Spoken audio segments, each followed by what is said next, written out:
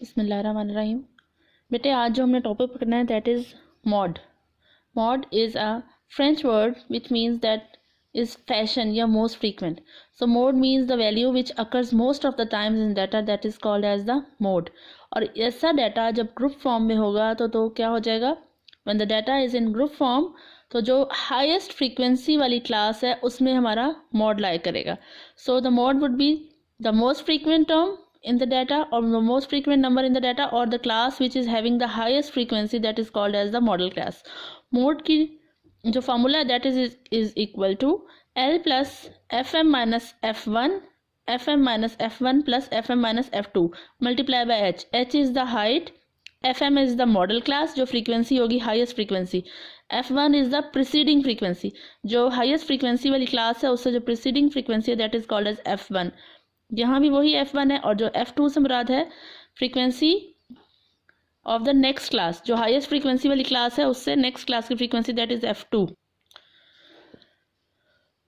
The mode can also be calculated by the following formula. Mode is equal to L plus f2 over f1 plus f2 multiply by h। ठीक है, यहाँ पे हम उसको कर देंगे जो हमारा मॉडल क्लास से माइनस हो रहा है f1 उसको f2 ले लेंगे। f1 से मुराद है प्रीसीडिंग क्लास की फ्रीक्वेंसी और f2 से मुराद है नेक्स्ट क्लास की फ्रीक्वेंसी का डिफरेंस।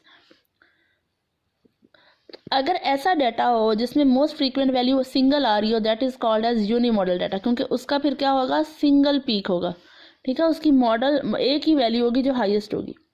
जो जिसमें दो मॉड्स आ जाएं उसको हम कहते हैं बाई मॉडल, और जिसमें दो से ज़्यादा मॉड्स आ जाएं that is called as multimodal distribution. ऐसी डिस्ट्रीब्यूशन जिसमें एक मॉड हो या एक हाईएस्ट वैल्यू हो तो उसका कोऑर्डिनेट क्या हो जाएगा, ऑर्डिनेट क्या हो जाएगा, हाईएस्ट एक पॉइंट पे होगा। जिसमें दो मॉड्स होंगे that is called as bimodal, जिसमें ज़्यादा मॉड होंगे दो से उसको कहेंगे हम मल्टी मॉडल डाटा। अब इसकी एग्जांपल हम ऐसे ले लेते हैं जो हमने पहले एग्जांपल की, ये 3.13 देखें 3.13। अब इस क्लास में क्या है, हमारी सबसे हाईएस्ट फ्रीक्वेंसी कहाँ आ रही है, यहाँ पे। ये हमारी हो जाएगी मॉडल क्लास, इसकी ये लोअर क्लास बाउंड्री हो जाएगी, ये मॉडल क्लास हो जाएगी, ये f2 हो जाएगा और ये क्या हो जाएगा f1।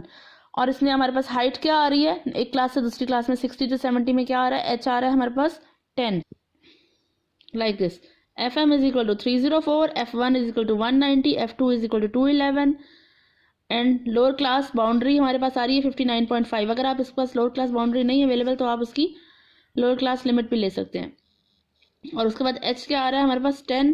आप इन वैल्यूज को पुट करें तो आपके पास जो वैल्यू आएगी that is called as your mode. Now there comes the next topic which shows the relationship between the mean, median and mode. Empirical relationship between the mean, median and mod.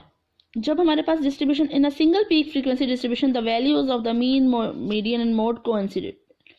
जो हमारे पास symmetric distribution होती है उसमें mean, median, mod क्या होता है, coincide करता है, यानी कि जिसकी एक ही पीक होगी उसमें मीन, मीडियन, मॉड क्या होगा, बराबर हो जाएगा। और ये क्या होगा, if the frequency distribution is absolutely symmetrical कहलाएगी। वो क्या कहलाएगी, एब्सोल्युटली सिमेट्रिकल। लेकिन अगर हमारी वैल्यूज डिफर कर रही होंगी, एसिमेट्रिकल होंगी यानी कि सिमेट्रिकल नहीं है, तो उसमें क्या हो जाएगा, हमारे पास मॉड हाईएस्ट होगा, फिर मीडियन होगा और उसके बाद क्या आएगा, मीन। तो जो empirical relationship between the mean, median, mode is according to the formula is mean minus mode is equal to 3 into mean minus median. इस फॉर्मूले के तहत अगर आपको एक ऐसा डाटा गिवन है जिसमें आपके पास मीन गिवन है और मीडियन गिवन है तो आप मॉड निकाल सकते हैं, मॉड और मीडियन गिवन है तो आप मीन निकाल सकते हैं। The empirical relationship does not hold in case of J shaped, ठीक है, या एक्सट्रीमली स्क्यूड डिस्ट्रीब्यूशन। जो मॉडरेटली स्क्यूड होंगी उसमें आप इस डिस्ट्रीब्यूशन का ये जो रिलेशनशिप है वो यूज कर सकते हैं, लेकिन जे शेप्ड में या एक्सट्रीमली स्क्यूड में आप नहीं कर सकते।